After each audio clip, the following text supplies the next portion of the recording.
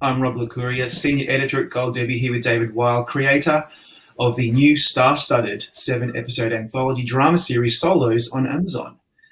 David, to say this show is star-studded, though, is an understatement. You've got Oscar winners, Morgan Freeman and Anne Hathaway and Helen Mirren. You've got an Emmy winner in Uzo Aduba. And then you've got acclaimed actors that everyone wants to work with, like Nahal Bahari and Anthony Mackie and Dan Stevens and Constance Wu. Talk us through the casting and how you managed to attract the best of the best.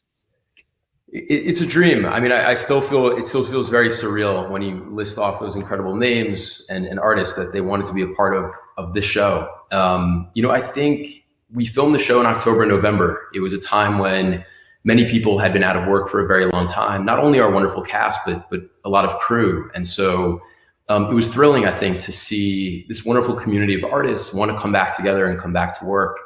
I also think the show is so unique in that it's mainly one actor in each episode for about 30 minutes straight. It's mostly a 20 to 30 page monologue for each of our wonderful performers. And so I think it's a fantastic challenge for them. Anthony Mackie said, he studied at Juilliard, brilliant theater actor, film, TV, and he said he wanted to return to his roots. And I think so too, was that the common thread among many of our actors that they saw in this piece that it expressed, this desire for human connection, but that technically and performatively it would be a really unique challenge for them.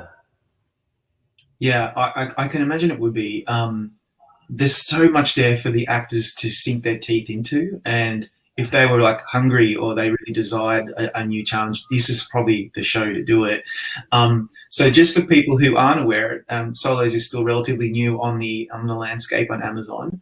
It deals with time travel and AI and like the universe and smart homes and waiting rooms, fertility, just everything that you could possibly think of, but with a twist. And it contemplates that even though we're isolated and disparate, we're fundamentally connected. And immediately when I started watching the show and thinking about what it represents, it made me feel like it was like an uplifting antidote to what we've all collectively experienced in the last 12 to 18 months. And I'm just wondering if you could talk us through whether that was any part of how you brought this show to life. Yeah, well, thank you for that. The show was conceived during the pandemic. I'd always wanted to create a series that returned me to the feeling of how I first fell in love with stories. And I first fell in love with stories, around my grandmother's kitchen table as she would, share her experience of the war, or, around the campfire, my older brothers telling me ghost stories that would scare the hell out of me. And so I loved that feeling. And we so rarely get such an intimate and singular connection, I think, with a performer in film and TV. And so, I've long wanted to create a series that returned me to those feelings, and the pandemic certainly accelerated the possibility of that and also the opportunity for it. Our show is an incredibly safe production to film during the pandemic, as we had only one actor, so one person without their PPE at any given time. But I do feel that I'm here in Los Angeles. My entire family is on the East Coast in New York. We've had weddings that I've missed, the birth of my niece who I've never met. So many funerals, many life events.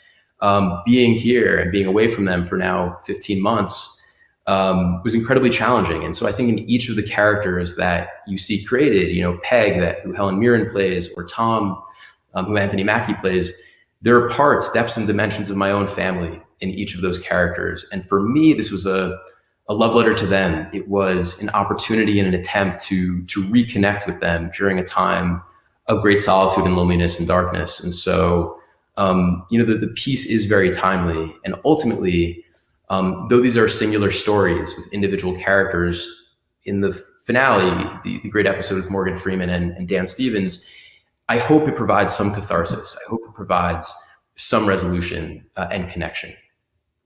Yeah, absolutely. And I'm not going to spoil any of that. But everyone keep an eye out for how the show progresses until the finale. I'm a big fan of cerebral, thought-provoking, character-driven sci-fi, right? So when a show like this comes up, I get really excited. It's my favorite genre. And it's a very specific kind of wheelhouse, right? What do you love about creating and directing a show that explores human connection through unique perspectives, but in a speculative fictional aesthetic like Solos?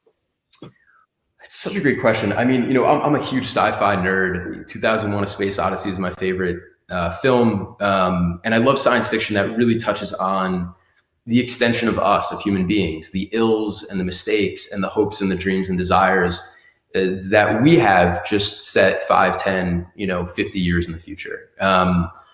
But I would say that, for me, Solos really is a very human story. These are very, human driven monologues. And the use of the sci-fi genre for me was important in that, this is a show about human connection. It's a show about loneliness and solitude. It's a show about individuals who are often overlooked or unseen by society in different ways. My concern, though, at times is that if I were to create a show that dealt with the themes of today, but set it during today, it would become a pandemic show. We're all living that. We're all experiencing that. And so by creating a bit of a gulf between now and the future, it, for me, allowed an audience to be an active participant instead of feeling that the show is very didactic. So in looking at these future stories about AI clones and about smart homes that may be trying to ruin a person's life, I really wanted an audience to say, those themes and ideas and questions and fears are similar to what I'm actually experiencing today, but I wanted them to make that connection versus me iterating on that for them. Yeah, that makes a lot of sense. You directed 3 of the 7. So while you're still at the helm of the whole series as creator, you're directing 3 of them: episode 2, Tom, and episode 4, Sasha, and I think 5, Jenny, the Constance Wu episode. Why did you choose to helm those 3 episodes in particular? Oh, it's a great question. In part, just because I'm a fan of the other writers who I invited and was so lucky to have join me on this project. In particular, I directed Tori Sampson's wonderful episode starring Uzo Aduba and called Sasha, and Becca Bowling's episode starring Constance called Jenny. So I'm just a fan of their work, and to be able to play with their words and to be entering their arena was a real privilege.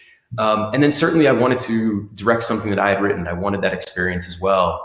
And who could pass up the chance to work with Anthony Mackie and Anthony Mackie, because he plays, two characters in the singular episode. So it was a real dream come true working with those fantastic actors and to be helping bring to life the words and the scenarios of 2 writers who I so deeply admire. Yeah, I noticed that 2 of the episodes you didn't write, and you've written so much of this, and you conceived the whole thing.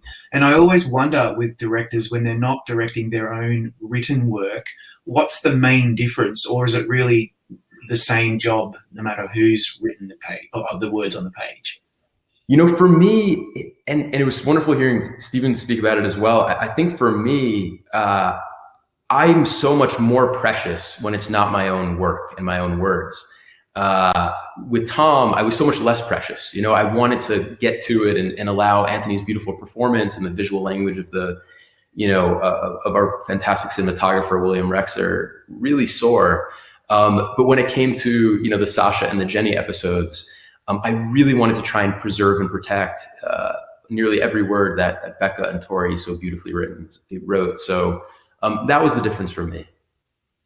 Oh, I see. Yeah, and that's a really selfless way to be on set, especially when the words are not necessarily your own. With episode 2, Tom, Anthony Mackie ×2, was a real surprise for me. Not a surprise in the fact he's a great performer, because I love him, and from his Marvel work all the way up to all of his other work. What's the highlight of working with an actor of his caliber? Everything's a highlight. I mean, everything. His generosity, what he brings to the page and how he realizes these characters in a 360, 3-dimensional kind of way. I think one anecdote, in particular, that was so exciting to see and in working with and directing Anthony was he had to play both Tom and Edward, and they're 2 characters sitting on a couch speaking to one another. So as he inhabited the role of Tom and was performing as Tom, it was incredible watching his mind work looking across at the sofa across from him and knowing at the very same time how he would be performing as Edward. So he was really playing two characters, not only in the same episode, but at the very same time. And in getting into the edit, it was incredible that the rhythm, I mean, for me, writing is music. And when I try to write dialogue, it's all musical. And so getting into the edit and feeling just how seamless the editing process was, he knew to a tenth of a second how he was delivering as Tom and the musical nature of how he would reply as Edward. So he gave me the greatest gift as a filmmaker, in just his preparation and his approach. And for he and I, it was a really wonderful dance in realizing these two characters. Oh, look, yeah, and it really comes off the screen. It's a really indelible performance by Anthony. So, congrats, David, on a really great show, and thanks so much for joining us today. We're going to bring you back for our panel discussion shortly. Thanks, Rob. Thank you so much.